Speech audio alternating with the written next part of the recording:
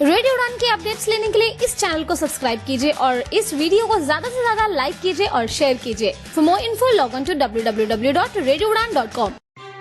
जी दोस्तों, नमस्कार, आदाब, सत श्री अकाल। मैं Danish Mahajan program banking on the blind में आपका स्वागत करता हूं। आप लोगों के मैसेजेस आ रहे थे कि क्या हुआ, इस बार का एपिसोड अभी तक क्यों नहीं रिलीज किया गया। तो वो एपिसोड हम बिल्कुल ला रहे हैं और आज का जो टॉपिक है बहुत इंपॉर्टेंट है और आज के जो हमारे गेस्ट हैं वो भी बहुत खास हैं। आज इस सीरीज में जो हमारा टॉपिक है वो है how blind are productive in banking sector. ये हम बात कर रहे हैं बैंक एम्प्लॉयज की और इसमें जो हमारे आज के गेस्ट हैं, दो खास मेहमान, राहुल गंभीर साहब हैं। राहुल सीनियर मैनेजर हैं यूनियन बैंक ऑफ इंडिया में और विविवा visually impaired bank employees welfare association के सेक्रेटरी हैं। विविवा के साथ ही एसोसिएटेड हैं डॉक्टर वामशी, जो विविवा के एग्जीक्यूटिव वॉलंटियर हैं और साथ ही साथ स्टेट बैंक ऑफ इंडिया में मैनेजर हैं। आप दोनों का रेडियो उड़ान पे बहुत बहुत स्वागत। Thank you Danish, thank you very much. बहुत बहुत धन्यवाद दानिश, हमें इस शो में मौका देने के लिए। डॉक्टर साहब, सबसे पहले तो ये जानना चाहता हूँ, ये टॉपिक बड़ा इंटरेस्टिंग है। तो जब हम बात करते हैं, मैं आपसे जानना चाहता हूँ आपके ओपनिंग कमेंट्स और आपसे जानना चाहूंगा कि क्या विजुअली इम्पेयर्ड प्रोडक्टिव हैं बैंकिंग सेक्टर में, इसमें क्वेश्चन मार्क भी आना चाहिए? बिल्कुल Danish, I always go back to my own experience in 2011, August 15th. I boarded a train at Pune railway station.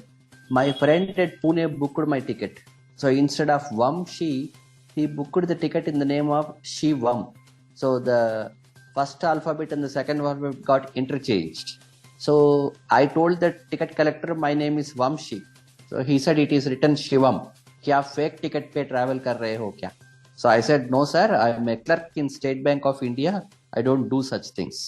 Then उन्होंने मुझे कहा था मुंह पे, अंधे हो, बैंक में कैसे काम कर रहे हो? So that time it was a pinch in the heart.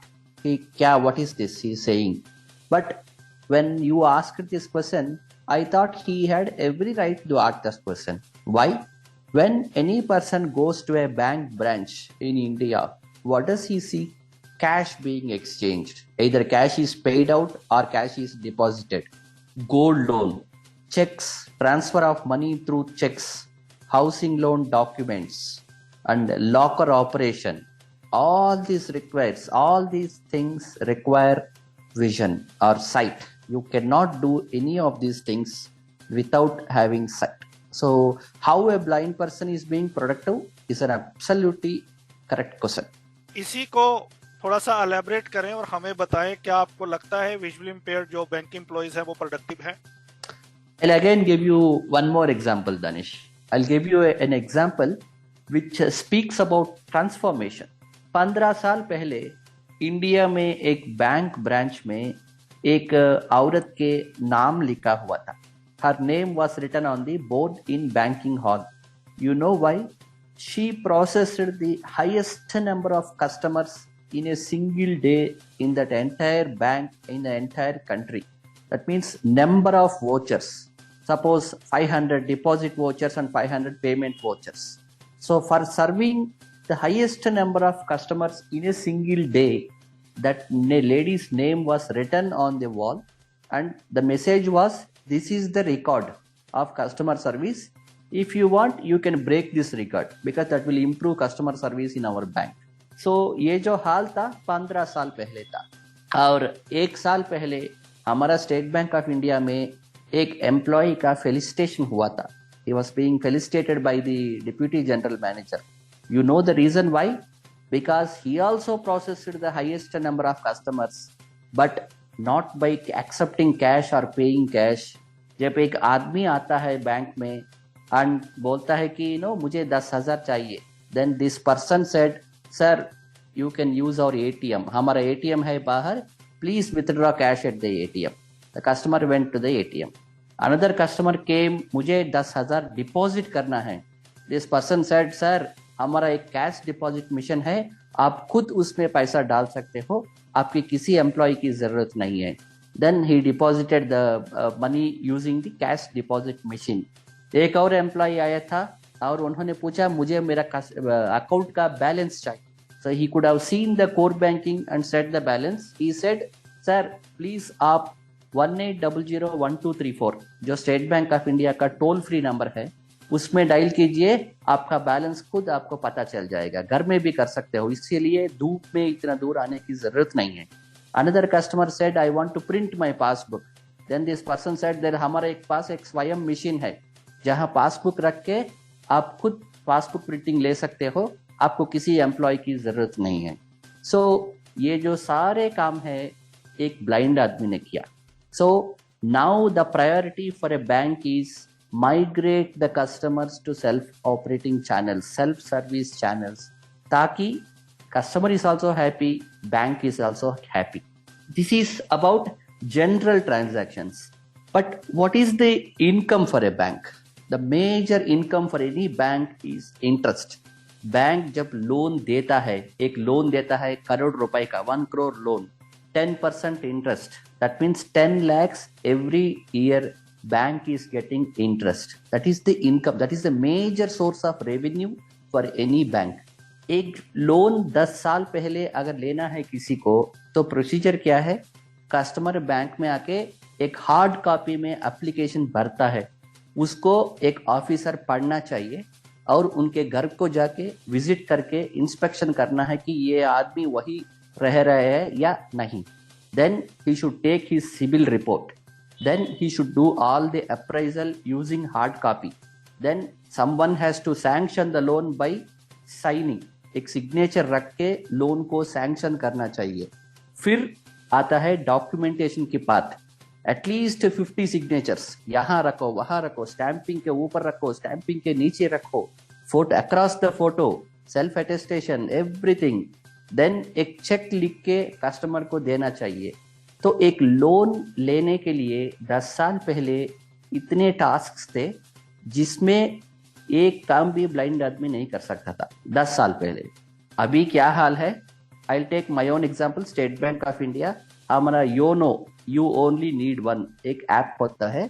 जो भी कस्टमर हमारा सैलरी अकाउंट होता है, उनका सैलरी अकाउंट अगर स्टेट बैंक ऑफ इंडिया में होता है, जब योनो ऐप खुलता है उनको खुद दिखता है कि you are eligible for 5 lakhs loan. Click here, 2-3 clicks, money is credited to state customers account. और हर महीना जो रिपेमेंट है automatically system is putting it. many blind people, their everyday task in State Bank of India is calling customer, sir, you have this offer of a pre-approved loan, please open your YONO app, we will guide you. Customers are opening the YONO app and blind people are doing crores and crores of advances business. And when I say advanced business, it comes with interest income. So blind people have become the major contributors for interest revenue for banks in our country. Great. Rahul, आपसे भी जानना चाहूंगा, आप भी इस question का answer करें और साथ ही साथ किसी भी बैंक एम्प्लॉय को, जब हम विजुअली इम्पेयर्ड की बात कर रहे हैं, प्रोडक्टिव होने के लिए क्या स्किल सेट चाहिए? दानिश, जैसा कि वामशी ने बताया कि 2011 में जब उन्होंने बैंकिंग ज्वाइन की, बैंकिंग सर्विसेज को ज्वाइन किया, तब बहुत सारी चीजें हार्ड कॉपी के फॉर्मेट में हुआ करती थी और अब हम डिजिटाइजेशन की तरफ बढ़ते जा रहे हैं. तो बैंकिंग में हमने बहुत बदलाव देखे हैं और आने वाले टाइम में भी बदलाव देखेंगे. इसमें जो एक कॉमन चीज है जो हम दोनों एम्फसाइज करना चाहेंगे वो ये है कि टेक्नोलॉजी का इस्तेमाल बहुत ज्यादा बैंकिंग में आजकल हो रहा है. जो टेक्नोलॉजी को सीख लेगा वो बहुत अच्छे से बैंकिंग में कंट्रीब्यूट कर पाएगा. अगर मैं स्किल्स की बात करूं तो technology IT skills is something very important for everyone to learn. And if I talk about the productiveness of the bank employees, there are a lot of areas, starting from basic branch banking, जहां पर एक basic saving bank खाता खोला जाता है जिसे कि BSBD account कहा जाता है, जो कि एक इलिटरेट पर्सन के लिए होता है, and ranging from loans to the big corporates. हर एरिया में एक विजुअली इम्पेयर्ड पर्सन अपना रोल प्ले कर सकता है और लोग रोल प्ले कर भी रहे हैं. अगर मैं आपको एग्जांपल दूं, ब्रांच लेवल पे PAPL, personal pre approved personal loan का जो एग्जांपल वामशी ने दिया, that is a game changer. मतलब अगर मैं एक दिन में 2 लोन 5-5 लाख के कर दूं 10 लाख रुपए के, तो बैंक के लिए कितना interest income as visually impaired मैंने ब्रांच लेवल पे जनरेट किया। अब अगर हम जो बैंकिंग का जो स्ट्रक्चर है उसमें ब्रांच के ऊपर जो नेक्स्ट स्ट्रक्चर जो होता है वो होता है रीजनल ऑफिस का।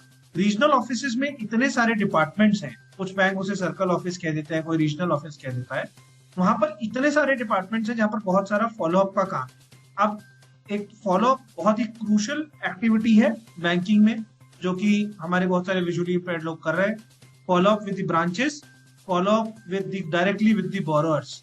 आजकल बैंक्स ने स्ट्रेस एसेट्स के फॉलोअप के लिए, स्ट्रेस एसेट्स वो होते हैं जिन खातों में टाइम से ब्याज नहीं आ रहा होता है या किस्तें नहीं आ रही होती हैं, उसके फॉलोअप के लिए सेंट्रलाइज्ड टीम्स बना दी है। अब इसमें डिसेबिलिटी का कोई क्राइटेरिया नहीं है।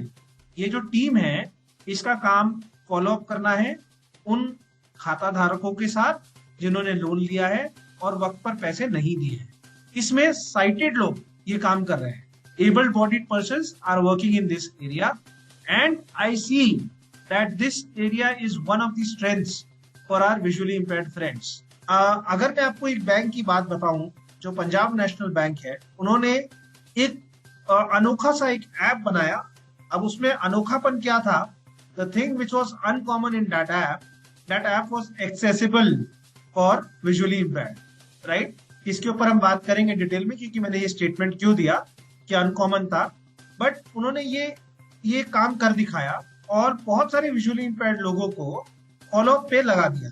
अगर बैंक का सिर्फ बैंक के लिए नया बिजनेस लाना ही एक काम नहीं है, जो बिजनेस बैंक के पास है उस बिजनेस को मेंटेन करना, उसको रिटेन करना और उस बिजनेस में नई अपॉर्चुनिटीज ढूंढना भी एक काम है। तो इन विजुअली इम्पेयर्ड लोगों ने उस ऐप की मदद से बहुत सारे लोगों को फॉलोअप किया और जो बैंक का स्ट्रेस एसेट्स था, जो लोन्स थे, उन कस्टमर से बात करके उनमें टाइमली किस्तें भरवाई। इससे दो लोगों का फायदा हुआ, दो चीजों में फायदा हुआ।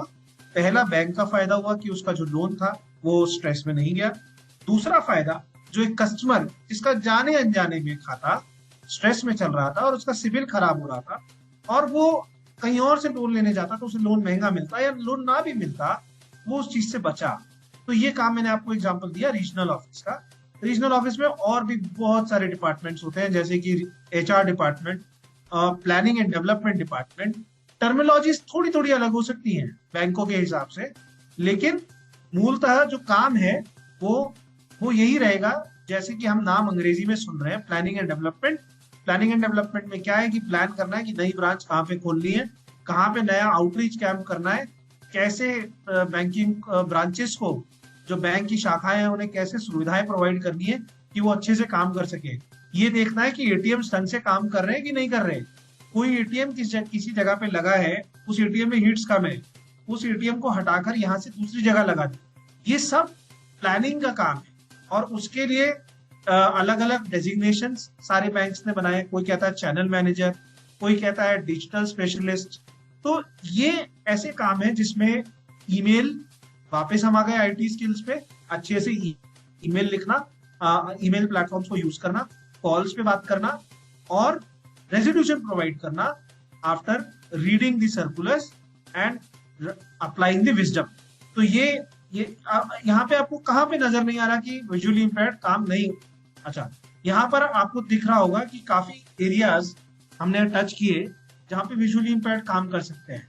अगर मैं आपको एग्जांपल दूं लोन्स की, लोन एक तो सिंपल हो गया पर्सनल लोन, जो कि प्री अप्रूव्ड पर्सनल लोन का आजकल कॉन्सेप्ट बैंकिंग में चल रहा है, जिसके बारे में हमने बहुत ही डिटेल में बात की। अब मान लीजिए आपको लेना है कार लोन। कार लोन में एक नया कॉन्सेप्ट आया है डिजिटल डॉक्यूमेंटेशन, जहां पर कस्टमर अपना स्ट्रेट थ्रू प्रोसेस, HTP कहते हैं इसे, स्ट्रेट थ्रू प्रोसेस में एक वेबसाइट ओपन करेगा, वहां पर अपना आधार नंबर डालेगा, पैन नंबर डालेगा, मोबाइल नंबर डालेगा, उसकी सारी डिटेल्स फैच हो जाएंगी सिबिल से। और अगर वो उसी बैंक का खाता धारक है तो उसका लोन, उसके अकाउंट की हिस्ट्री के बेसिस पे उसका लोन सैंक्शन हो जाएगा। लोन सैंक्शन हो गया, यही बात खत्म नहीं हुई। लोन सैंक्शन होने के बाद जो उसका डॉक्यूमेंटेशन है, जो कि पहले उसे 100 कागज साइन करने पड़ते थे, वो वही डिजिटली उस डॉक्यूमेंट को साइन कर देगा और उसका लोन डिसबर्स हो जाएगा। अब यहाँ पर आप सोच रहे होंगे कि विजुअली इम्पेयर्ड का क्या रोल आया। तो दानिश जी, मैं आपको बताना चाहूंगा कि ये जो प्रोसेस मैंने आपको समान एकदम आम शब्दों में सिंपल भाषा में समझाया, ये प्रोसेस जो कि बैंक एम्प्लॉइज 40-40 साल से जो काम करते आ रहे थे, जिसमें वो प्रिंट आउट निकालते थे, प्रपोजल बनाते थे, साइन लेते थे, स्टैम्प चिपकाते थे, फोटो चिपकाते थे, इस प्रोसेस को बैंक एम्प्लॉइज को कन्वे करना भी एक बहुत बड़ा काम है, क्योंकि इसको हम कहते हैं चेंज मैनेजमेंट। चेंज मैनेजमेंट में जो कि नई तकनीकें आ रही हैं, उन तकनीकों को स्टाफ मेंबर्स तक पहुंचाना is something a very humongous task which banks are doing nowadays. अपने स्टाफ को ही अवेयर करना, और इसके लिए रीजनल ऑफिस या सर्कल ऑफिस लेवल पे बहुत सारी टीम्स बनाई गई इस चेंज मैनेजमेंट को मैनेज करने के लिए। तो ये दो एरियाज मैंने अभी आपके सामने टच किए। एक तो ब्रांच लेवल पे विजुअली इम्पेयर्ड के लिए क्या पॉसिबिलिटीज है, और दूसरा सर्कल ऑफिस लेवल पे क्या पॉसिबिलिटीज है। इसके अलावा भी बहुत सारे एरियाज हैं जो कि ट्रेनिंग में हो सकता है, कॉर्पोरेट ऑफिस लेवल पे हो सकता है। कॉर्पोरेट ऑफिस लेवल में भी बहुत बाइफर्केशन है, बिल्कुल, ये सब इसको बातें हम हो टच सकती करते है। हैं। और मैं चाहूंगा कि हम आगे इन सब के बारे में बातचीत। बिल्कुल उसी पे ही हम आते हैं।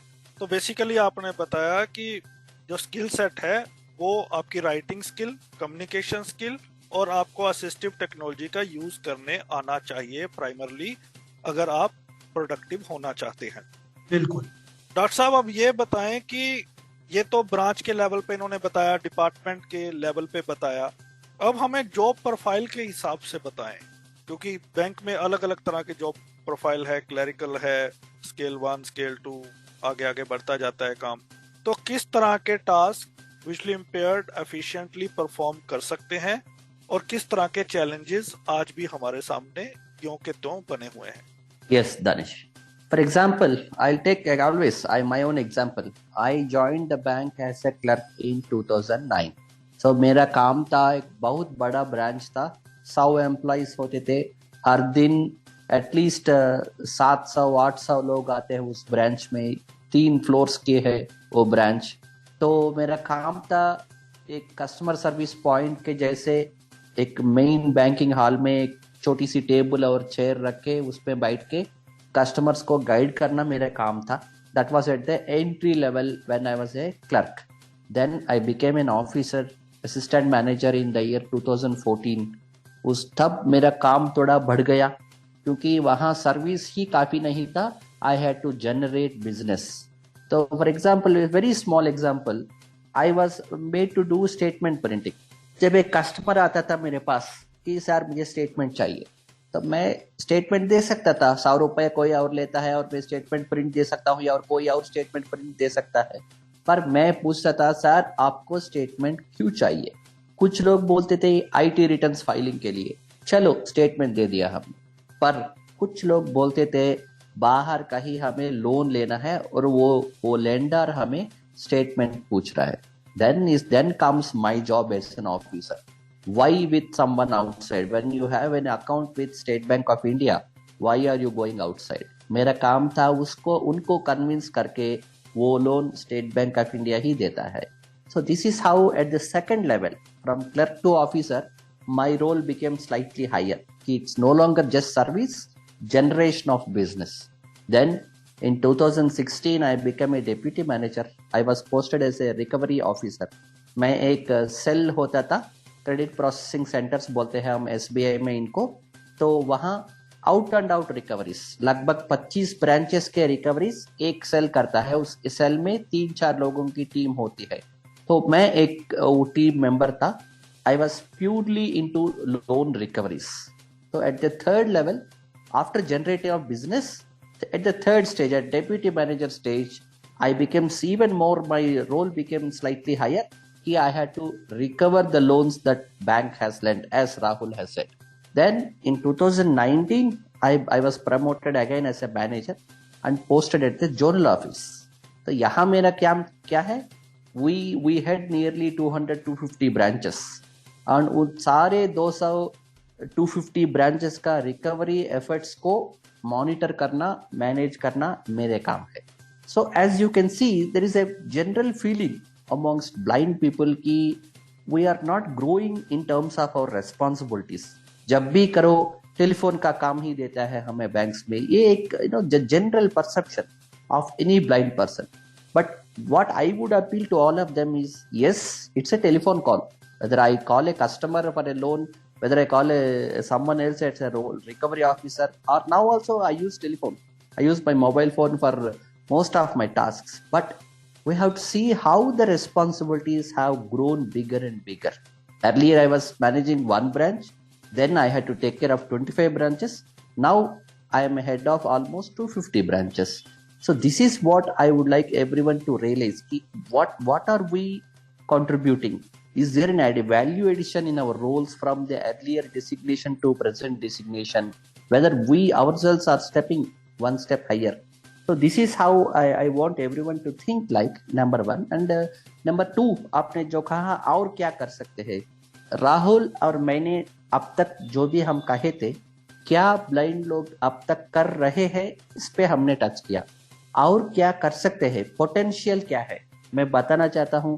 रिसर्च एक इम्पोर्टेंट जॉब हो गया आजकल के बैंकिंग में. It's just no longer sufficient to do business. You should always be thinking about tomorrow. कल मेरा प्रोडक्ट क्या होना चाहिए, परसों मेरा प्रोडक्ट क्या होना चाहिए, 5 साल के बाद मेरे ब्रांच कैसे होना चाहिए. ये the only way out is R&D. There has to be research, there has to be data analytics. And since research and data analytics are purely system driven, blind people can very well be productive in research areas, data analytics areas, MIS areas. Every bank, yeah, as a matter of fact, every company has a Facebook page, YouTube channel, which has to be managed by someone.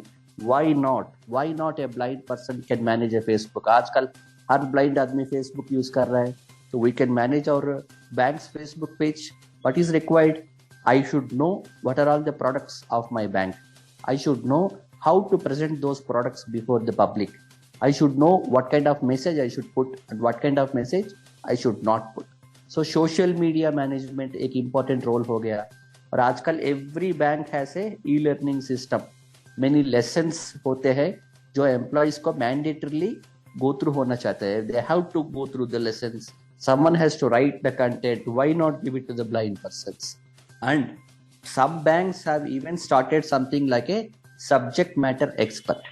इसका मतलब है कोई branch में एक आदमी काम कर रहा है, उनको एक डाउट आ गया कि बैंक में इसको कैसे करना है.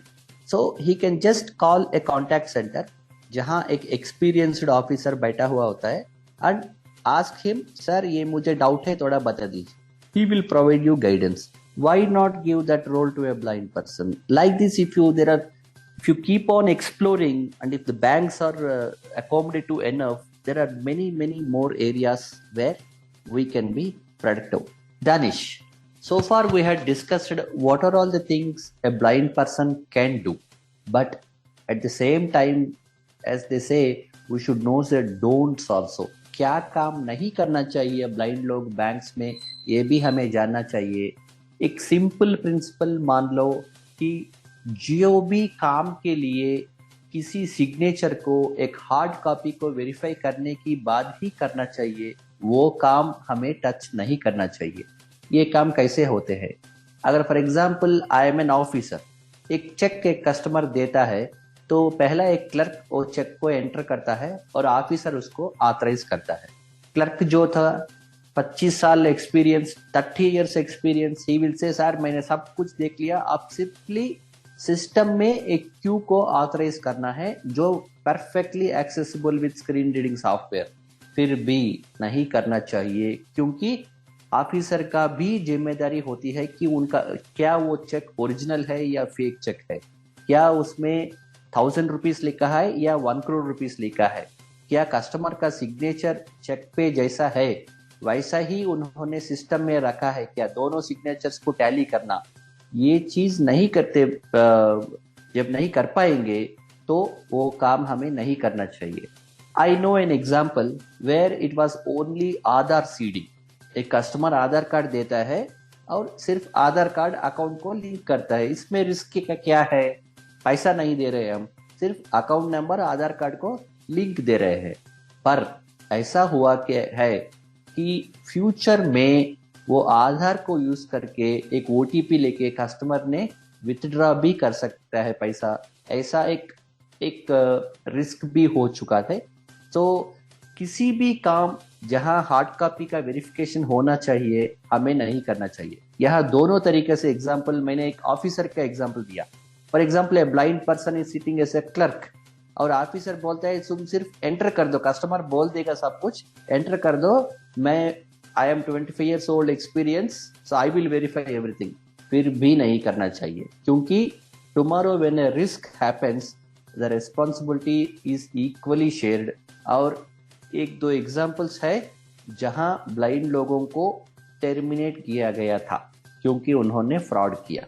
ऐसा ही पैसा ऑथराइज करना, whether they are innocent or otherwise, that investigation will tell, but don't do any transaction। And this is more profound in case of low vision people। एक ब्लाइंड आदमी को आसान है, मैं नहीं देख सकता हूँ, चेक नहीं कर पाऊंगा, ऐसा बोलना आसान है। पर जब लो विजन लोग होते हैं, वो स्कूटर चलाते हैं, ऑफिस में आते हैं, पर ऐसा हो सकता है कि वो सिर्फ प्रिंट इम्पेयर्ड होते हैं, चेक को नहीं देख सकते हैं। और अगर चेक को भी देख सकते हैं फिर भी सिग्नेचर को टैली करना शायद नहीं आएगा। तो it is very important for low vision people to be assertive in things where they cannot do। and जो मेरे एक्सपीरियंस में मैंने देखा है, the most important day in your banking career will be your first day। पहला दिन तुम करोगे, दूसरा दिन तुम्हारे ऊपर ऑब्लिगेशन आ जाएगा। जस्ट आज प्रोडक्टिव अच्छा काम के लिए, अच्छा नाम के लिए मैनेजर साहब के सामने मैं करके दिखाऊंगा, एक दिन के लिए करके दिखाऊंगा, आज कोई नहीं है ब्रांच में तो सिर्फ इस दिन करूंगा, कुछ भी नहीं चलेगा। We are very strict from BBY in this regard. Blind और low vision person never indulge in any financial transactions और कस्टमर अमेंडमेंट। सिर्फ मोबाइल नंबर बदलना है, इसमें क्या रिस्क है? मोबाइल नंबर बदल गया तो OTP कहाँ जा सकता है? इंटरनेट बैंकिंग से करोड़ों पैसे उठाए गए थे, only reason is mobile number change. So simple things also they tomorrow they might materialize as high financial risks। so don't do such things। बिल्कुल राहुल, मैं चाहूंगा कि आप भी अपना एक्सपीरियंस शेयर करें कि किस किस जॉब प्रोफाइल पर हम क्या काम कर सकते हैं। और साथ ही साथ एक और क्वेश्चन ऐड कर रहा हूं, फिर वामशी जी के पास भी आएंगे। एम्प्लॉयर का कितना बड़ा रोल रहता है किसी भी विजुअली इंपेयर्ड बैंक एम्प्लॉयज को काम देने में? तो ये दो क्वेश्चन आपके लिए। तो दानिश, हम बात कर रहे थे कि कैसे डिफरेंट स्केल्स में काम कैसे बढ़ता है और क्या रिस्पॉन्सिबिलिटीज बढ़ती हैं।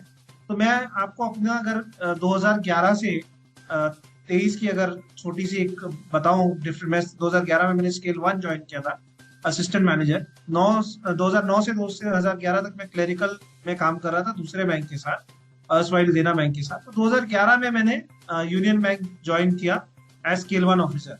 तो पहला काम जो मुझे मिला वो ये मिला कि मुझे फोन करके बताना था ब्रांचेस को कि हमने आपको कोई डेटा भेज दिया है जी, आप चेक कर लो। सिर्फ और सिर्फ इतना ही काम था शुरू के 6 महीने। उसके बाद धीरे धीरे समझ आने लगा कि वो डेटा क्या था।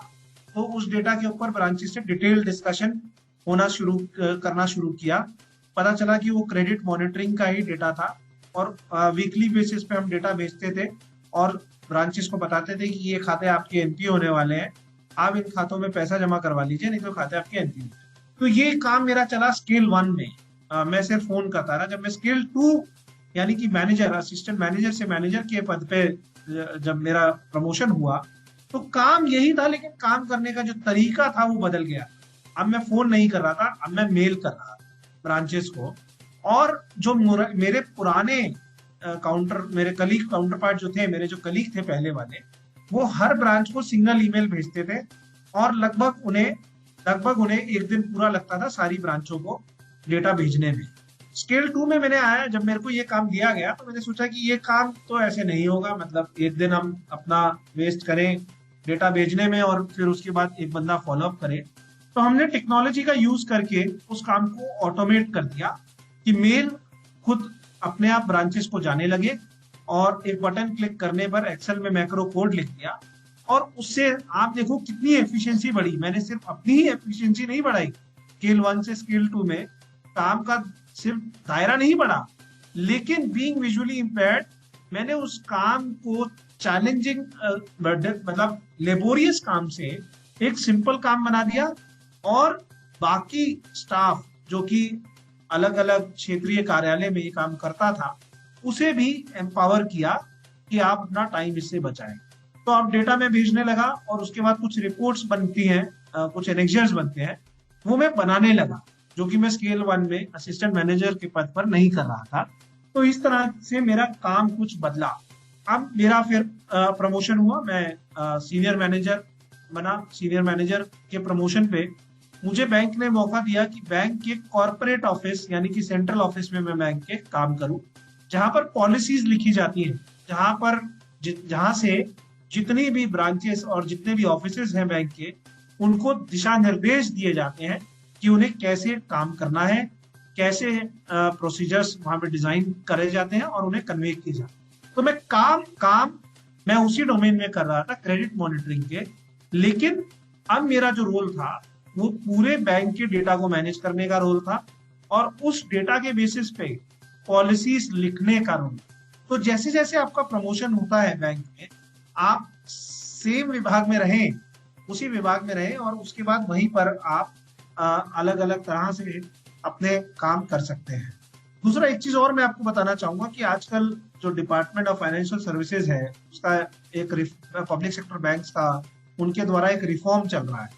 उसे कहते हैं ease reforms, enhanced access in service excellence. Ease reform का एक हिस्सा है जॉब फैमिली। तो हम अनुमान देखते थे कि जितने भी विजुअली इम्पेयर्ड एक डिपार्टमेंट में जिनको पोस्टिंग मिल गई, वो सालों साल उसी डिपार्टमेंट में काम करते रहते थे, और कभी कभी लगता था कि यार सबका ट्रांसफर होता है, हमारा ट्रांसफर क्यों नहीं होता, बीइंग विजुअली इम्पेयर्ड। लेकिन वो एक बहुत बड़ी स्ट्रेंथ थी एक विजुअली इम्पेयर्ड की, क्योंकि वो इतना पारंगत हो जाता था अपने उस काम में कि वो 5 साल 10 साल से वहीं पर है। और इस चीज को अब बैंकिंग सेक्टर में इंप्लीमेंट किया गया जॉब फैमिली के थ्रू, यानी कि जिस ऑफिसर को बैंक में 5 साल हो गए, उसे बैंक एक जॉब फैमिली देगा।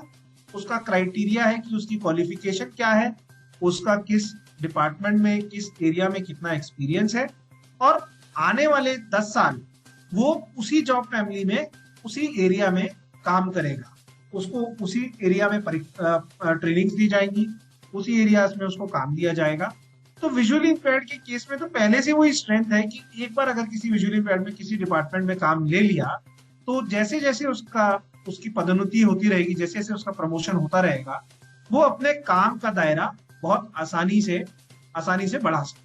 ऐसा ही मेरे केस में हुआ, ऐसा ही वामशी के केस में हुआ, ऐसा ही बहुत सारे और जो successful visually impaired bank employees हैं उनके केस में भी ऐसा देखा गया। तो दानिश, जो आपका दूसरा हिस्सा था सवाल का कि एम्प्लॉयर का कितना बड़ा रोल है इसमें काम देने में, बहुत ही महत्वपूर्ण सवाल पूछा है दानिश आपने। ये राइट पर्सन को आइडेंटिफाई करना राइट जॉब के लिए, ये एक एम्प्लॉयर का बहुत बड़ा रोल है। अब मान लीजिए कोई व्यक्ति है जो कि बीटेक है और उसको बहुत बढ़िया कंप्यूटर में कोड लिखना आता है, वो सॉफ्टवेयर बहुत बढ़िया बनाता है, लेकिन उसको काम दे दिया उसको ब्रांच में ऑपरेशंस का। ठीक है, बैंक ने ये आइडेंटिफाई नहीं किया कि उसका आईटी स्किल्स क्या थे, और उसके स्किल्स जो थे वो आईटी में थे, लेकिन उसे काम दे दिया ब्रांच ऑपरेशंस का। तो वो 10 गुना प्रोडक्टिव हो सकता था अगर उसे उसके पढ़ाई लिखाई के अनुसार काम दिया जाता। तो मैं आपको ये हिंट करने की कोशिश कर रहा हूं यहाँ पर, एम्प्लॉयर का बहुत मेजर रोल है for deciding work right job for the right person. ये बहुत जरूरी है, और इसके लिए बैंकों ने अपने एचआर ट्रांसफॉर्मेशन, एचआर में बदलाव करना शुरू कर दिया है, परफॉर्मेंस मैनेजमेंट सिस्टम में बदलाव करना शुरू कर दिया है, जिससे कि वो राइट स्किल सेट वाला व्यक्ति राइट जॉब के लिए, सही जॉब के लिए ढूंढ सके। लेकिन अगर मैं विजुअली इम्पेयर्ड की बात करूं तो यहाँ पर जो सबसे बड़ा चैलेंज आता है वो आता है एक्सेसिबिलिटी, यानी कि इनएक्सेसिबिलिटी का चैलेंज, जो कि मैंने आपको बताया था, एक एग्जांपल दिया था पंजाब नेशनल बैंक का, जिसमें उन्होंने राइट पर्सन को आइडेंटिफाई किया राइट जॉब के लिए, लेकिन वो राइट पर्सन और राइट जॉब से पहले उन्होंने एक्सेसिबिलिटी इंश्योर करी अपने उस मोबाइल ऐप की, जिस ऐप के द्वारा वो उन स्टाफ मेंबर से काम करवाना चाहते थे। तो ensuring accessibility of the channels अब बैंकिंग सारी डिजिटल चैनल्स पे हो रही है, इंटरनली भी बैंक में जो काम हो रहे हैं वो भी आईटी और सॉफ्टवेयर पर, वेबसाइट्स पर, पोर्टल्स पर हो रहे हैं। तो उसकी एक्सेसिबिलिटी प्रोवाइड करना बैंक के लिए जरूरी है। उससे ज्यादा जो जरूरी है और जो सबसे जरूरी है वो ये है कि जो हमारे दृष्टिबाधित दोस्त हैं, जो बैंकिंग सेक्टर में काम कर रहे हैं, वो डिमांड करें कि ये सर्विस, ये जो पोर्टल है, ये जो वेबसाइट है जिसपे जाके मुझे अपनी टिकट रेज करनी है कि मेरे ब्रांच का कंप्यूटर नहीं चल रहा या मेरा पासवर्ड मुझे रीसेट करना है, उसके लिए जो पोर्टल बनाया गया है उस पोर्टल की एक्सेसिबिलिटी होना जरूरी है मेरे लिए। ये कौन बताएगा बैंक को? एक दृष्टिबाधित व्यक्ति ही बता सकता है, क्योंकि जो सॉफ्टवेयर डेवलपर्स हैं वो इतने जागरूक, इतने अवेयर एक्सेसिबिलिटी गाइडलाइंस को लेकर नहीं होते हैं।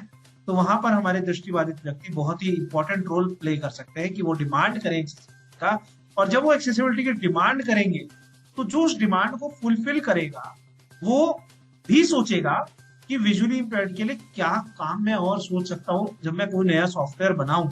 तो इससे एक नया रास्ता खुलेगा, नए एवेन्यूज खुलेंगे।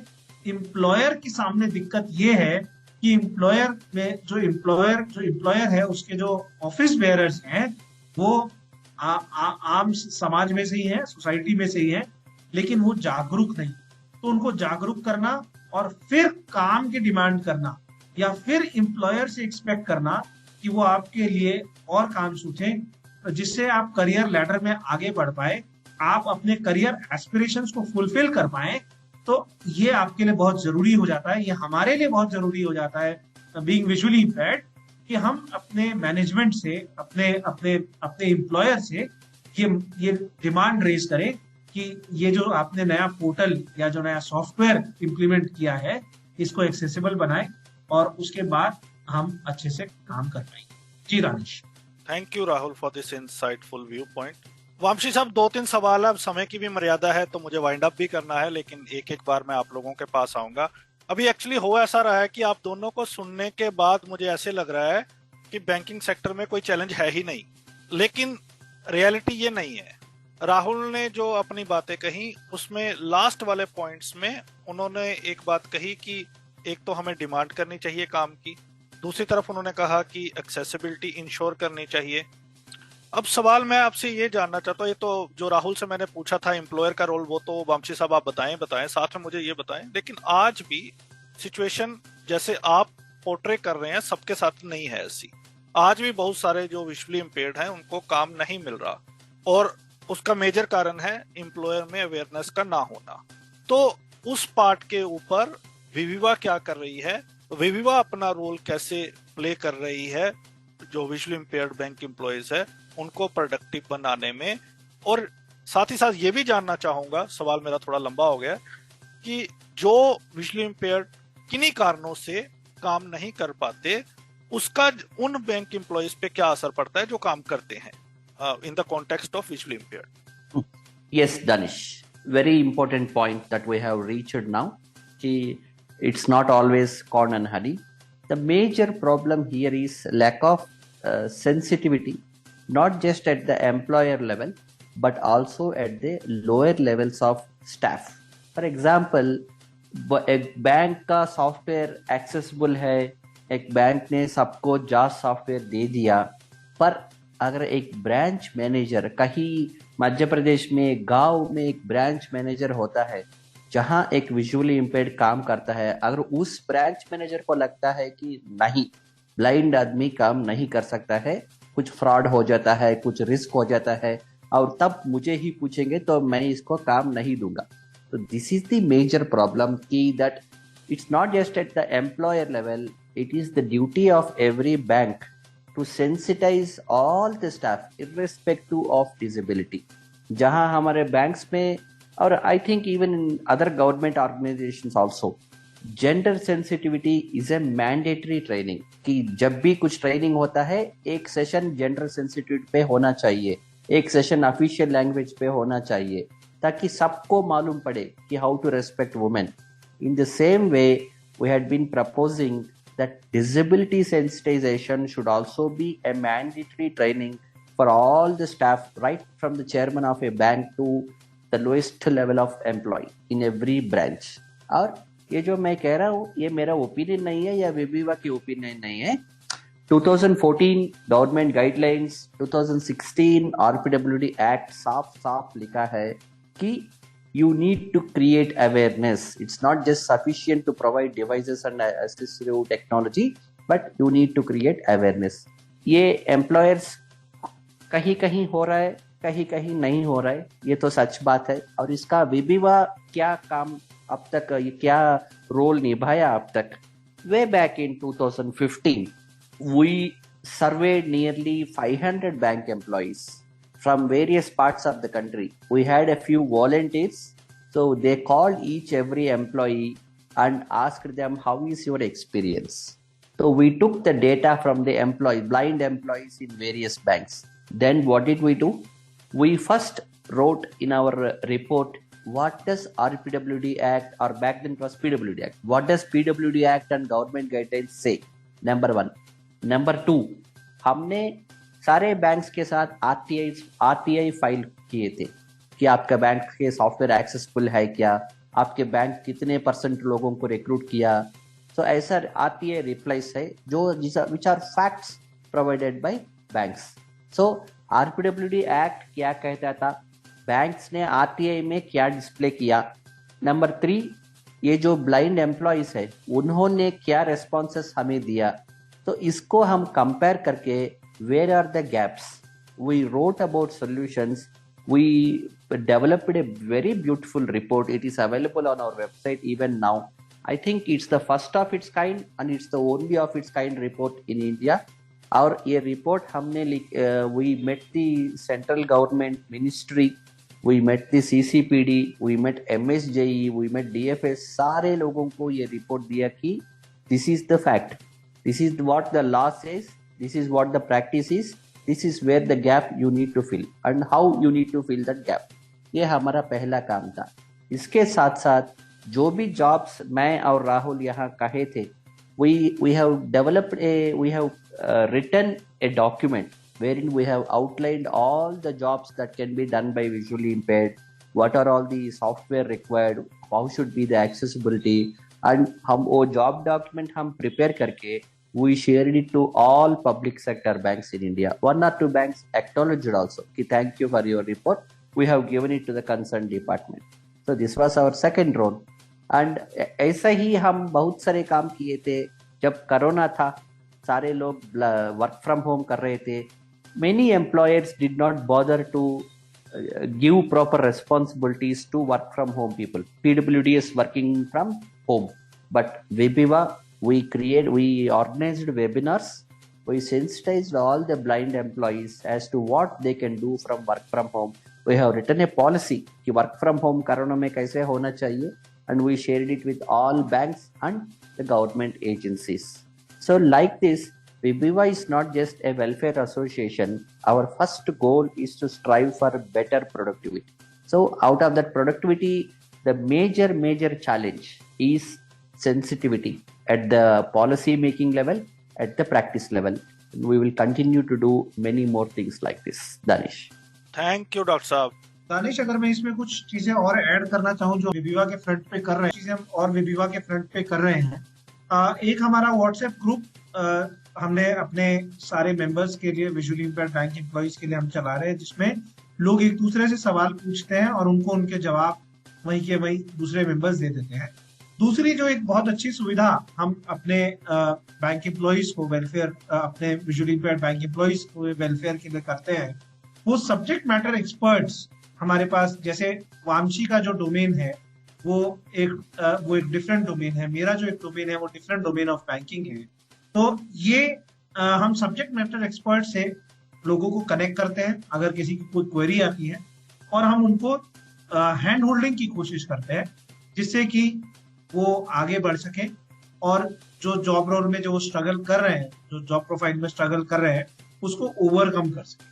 थर्डली, जो कि वामशी ने टच किया वेबिनार, तो हम अपस्किलिंग का भी काम रेगुलरली करते हैं, जिसमें हम ट्रेनिंग देते हैं अपने विजुअली इंपेयर्ड बैंक एम्प्लॉइज को वेबिनार्स के थ्रू, डिफरेंट ऑर्गेनाइजेशनल टाई-अप्स के थ्रू, जिससे कि अपस्किलिंग हो सके, ना सिर्फ उन लोगों की जो कि बैंक में कार्यरत है आज की तारीख में, बल्कि उन लोगों को भी हम एम्पावर करते हैं जो लोग बैंकिंग के लिए तैयारी कर रहे हैं, कॉम्पिटिटिव एग्जाम के लिए तैयारी कर रहे हैं, और हम उनको प्रिपेयर करते हैं मेंटली कि उनको क्या चैलेंजेस फेस करने पड़ेंगे बैंकिंग सेक्टर में आने के बाद, और उन चैलेंजेस को कैसे ओवरकम करना है, ये स्ट्रैटेजी भी हम विविवा के प्लेटफॉर्म से, ऑर्गेनाइजेशनल टाई-अप से लोगों तक, जनता तक हम पहुंचा रहे हैं।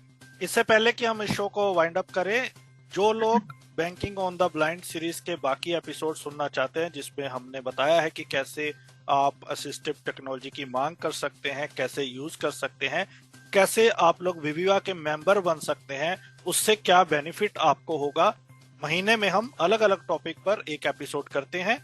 तो इसके तमाम एपिसोड्स यूट्यूब पर अवेलेबल हैं। आप रेडियो उड़ान banking on the blind search करेंगे तो आपको मिल जाएंगे। अपना फीडबैक भी हमारे साथ शेयर करें। Thank you so much Rahul ji, doctor Vamshi ji, इस टॉपिक पर अपनी बात रखने के लिए, और बहुत ही beautifully you have put forward things. तो मुझे लगता है कि जो नए बैंक एम्प्लॉयज हैं जो विजुअली इम्पेयर्ड हैं, उनको इससे बहुत मदद होगी, और बहुत सारी चीजें जो आपने बताया कि कैसे बैंक के लिए बिजनेस जनरेट करना है, किस तरह से आपने डिमांड करनी है, तो बहुत ही बढ़िया तरीके से आप दोनों ने बात को रखा है। तो मुझे लगता है कि जो आने वाले विजुअली इम्पेयर्ड है बैंक सेक्टर में, और जो अभी नए पोस्टेड हुए हैं, उसके लिए ये बहुत इंपॉर्टेंट है। Thank you so much once again for giving us your valuable time. Thank you, Danish, for giving us an opportunity and sharing our thoughts. Thank you, Danish. It was always pleasure to be with Radio Udan and Danish. Thank you very much. तो listeners, आज बात की हमने banking on the blind में क्या visually impaired productive हैं banking sector में। अगले सप्ताह फिर मुलाकात होगी बदलता दौर के किसी और एपिसोड में, और अगले महीने बात होगी banking on the blind series में किसी और टॉपिक पर। तब तक सुनते रहिए radio Udaan, a flight of life. Bye bye. अब प्रोग्राम बदलता दौर में आपके फेवरेट होस्ट दानिश महाजन करेंगे बात NCPEDP जावेद आबिदी फेलोज से। जावेद आबिदी फेलोशिप एक लीडरशिप डेवलपमेंट प्रोग्राम है जो national centre for promotion of employment for disabled people यानी NCPEDP द्वारा शुरू किया गया है। ये प्रोग्राम यूथ विद डिसेबिलिटीज के लिए है जो अपना करियर बनाना चाहते हैं डेवलपमेंट सेक्टर में, पर्टिकुलरली डिसेबिलिटी राइट्स और इंक्लूजन में। तो हर सप्ताह होगी एक NCPEDP जावेद आबिदी फेलो से बात, और जानेंगे कि उन्होंने डिसेबिलिटी के किस टॉपिक पर की है रिसर्च। तो सुनना मत भूलिएगा प्रोग्राम बदलता दौर, हर रविवार रात 9 बजे और सोमवार शाम को 4 बजे, सिर्फ और सिर्फ रेडियो उड़ान पर। For more information log on to www.radioudan.com। Novaflix, an accessible OTT platform for visually impaired. भोली शालिनी उन्हें गंभीरता से देख नजरअंदाज कर अंदर चली जाती है। वो नेशनल नर्सिंग कॉलेज की बिल्डिंग के सामने खड़ी होती है। अगर आप ब्लाइंड हैं और एंजॉय करना चाहते हैं लेटेस्ट मूवीज, वो भी ऑडियो डिस्क्रिप्शन के साथ, तो आज ही डाउनलोड करें Novaflix प्ले स्टोर से।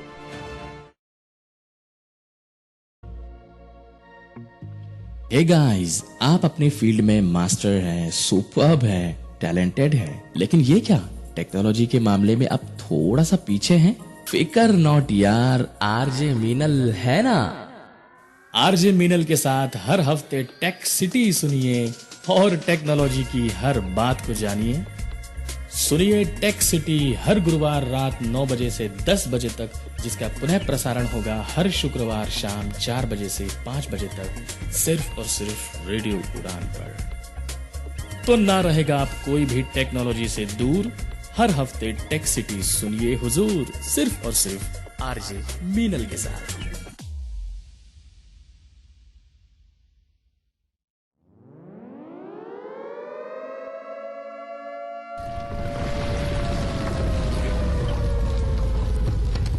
दुर्घटनाएं, डिजास्टर्स, बुधवार रात 10 बजे और गुरुवार शाम 5 बजे राजीव भावरी की जुबानी सिर्फ और सिर्फ रेडियो उड़ान पर, जिन्हें सुन आपके पैर ठंडे हो जाएंगे, रोंगटे खड़े हो जाएंगे। राजीव भावरी से आप सुनेंगे बड़े पैमाने पर घटित हो रही प्राकृतिक और मौसमी आपदाएं एवं दुर्घटनाएं, जिसके सामने इंसान बेबस और लाचार नजर आते हैं। For more info log on to www.radioudan.com या डाउनलोड करें हमारी app radio Udaan from play store और ऐप स्टोर से। रिश्तों में है तकरार, अब तो कोई ऐसा दिन नहीं जब हमारी लड़ाई ना होती हो। या ऑफिशियल लाइफ में है तनाव। हाँ, ऑफिस भी टाइम पर पहुंचता हूँ, सारा काम टाइम पे पूरा करके देता हूँ, फिर भी ये कहा जाता है कि यार तुम्हारी जॉब खतरे में है। एकदम मैं परेशान हो चुका हूँ, बताओ अब मैं क्या करूँ। आरजे नरेश सुनेंगे, समझेंगे आपकी हर बात, दिल से दिल तक में होगा आपकी हर समस्या का सटीक इलाज और सही समाधान। अपनी बात को उनके सामने बहुत पोलाइटली तरीके से रखें, ये काम करता है। तो सुनना ना भूले लाइव शो दिल से दिल तक हर गुरुवार रात 10 बजे से 11 बजे तक और रिपीट हर शुक्रवार शाम 5 बजे से 6 बजे तक। For more info log on to www.radioudan.com या फिर डाउनलोड करें radio Udaan app from play store या ऐप स्टोर से। जब खबर हो पक्की तो तहलका तो मचेगा। क्या हो रहा है आज, क्या होने वाला है कल, अब ये है अप टू डेट रहने का वक्त with latest PWD news, job alerts, events and current happenings. साथ ही साथ जानिए विभिन्न NGOs के बारे में जो कार्यरत हैं PWD वेलफेयर के लिए। Only with Gauri Kuber in the show community colours, जो कि प्रसारित किया जाएगा शुक्रवार रात 9 बजे एवं शनिवार शाम 4 बजे। सुनना बिल्कुल ना भूलिएगा।